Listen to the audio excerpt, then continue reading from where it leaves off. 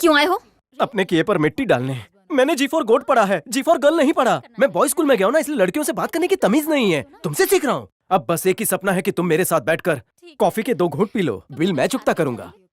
Actually Pushpa, जिस दिन से तुम्हारे गाल का तिल देखा है, मैं सो नहीं पा रहा हूँ। तुम्हें इस तिल की कसम, मेरा दिल रखने के लिए 2 घूंट कॉफी पी लो।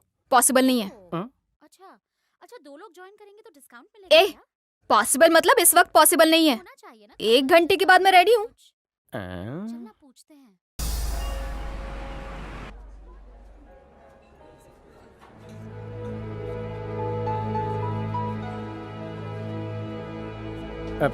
पुष्पा, हम्म? मैं एक पजल पूछूंगा, जवाब दोगी? हाँ पूछो। कौन सा बैंड है जो नहीं बजता? हाँ बैंडेड की बात तो नहीं कर रहा।